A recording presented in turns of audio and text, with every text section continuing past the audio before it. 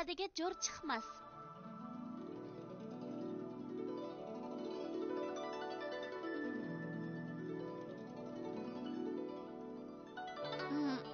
Mening bu she'rimni ko'rib baqa. Nima bu? Hech nimani tushunamadim-ku. Tova, atgandan beri 10 necha odamga ko'rsatdim. Biroq birmi odam tushunmadi desa? Demisimi tushungani bo'lmasa? Ay, egiz padiga jo'r chiqmas degan shu-da. Egiz padiga jo'r chiqmas? Bu nima degan gap? Bu hozirgi hissiyotimni ifodalaydigan gap.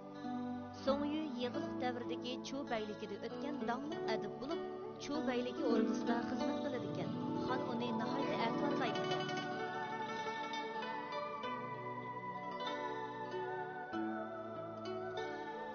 Alilri, meni chaqirib ekanlar.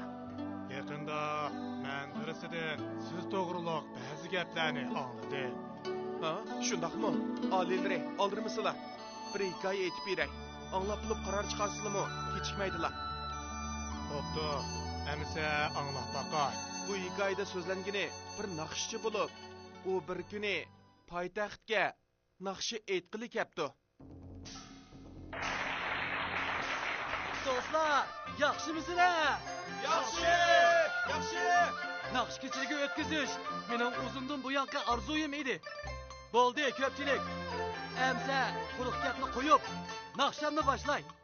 Oldi bilan sizlarga bir necha ommabop naqshlarni aytib beray. Sizlar qandoq?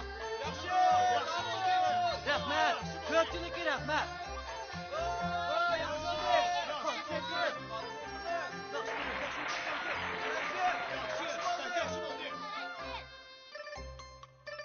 Ha, rahmat, ko'pchilikka rahmat. Endi men sizlarga Parlaq quyosh degan naqshni aytib beraman. Biladiganlar bo'lsa, men bilan birga aytinglar. Bo'lamdi?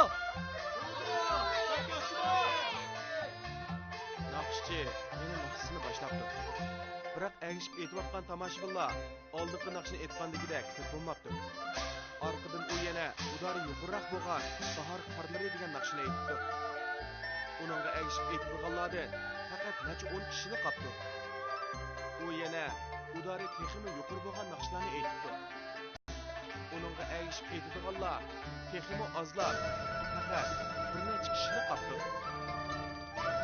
Adilri, bu hikoyaning ma'nosini tushunaldingmi? Meni tushuntirib beqing. Ko'rib bilishga bo'ladiki, naqshning udari qancha yuqori bo'lgan sari agishib aytadiganlar shuncha oz bo'ladi. Danishmanlarning ideya va ko'z qarashlari boshqalarnikiga o'xshamag'achqa, ular tabiiyla boshqalarni eshib ketdi. Shunga odat kishilar mening qilayotganlarimni qanday tushunasiz? Ha, tushundim. Siz kam uchraydigan talant ekansiz. Egiz paydiga jo'r chiqmas degan bu ibora naqshining udari yuqori bo'lgan sari agishib aytadiganlar shuncha oz bo'ladi degan ma'noni bildirdi. Masalan, mazmun qancha chuqur bo'lgan sari tushuna oladiganlar shuncha oz bo'ladi. Kichik do'stlar, tushundinglarmi?